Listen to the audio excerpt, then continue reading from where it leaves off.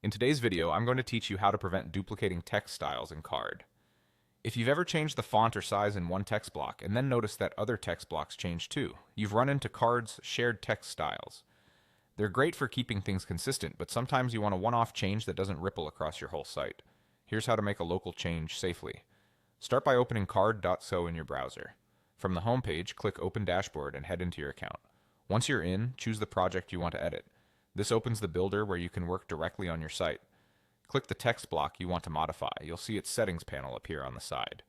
To control how this block looks, switch to the Appearance tab. This is where fonts, sizes, weights, and spacing live, and it's also where Card lets you connect a text block to a shared style. Find the Style dropdown at the top of the Appearance tab. If your text block is currently using a name style, any changes you make could apply to every other block using that same style.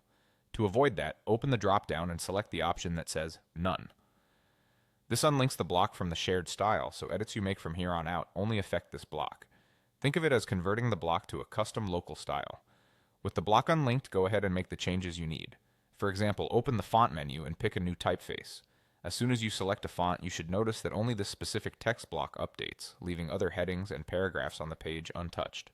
That's your confirmation that the style is local and safe to tweak. You can continue adjusting other appearance options like size, weight, letter spacing, or line height, confident that you're not accidentally redesigning your entire site's typography. If you ever do want a global change again, just return to the Style dropdown later and reassign a shared style. Until you do, your edits remain isolated.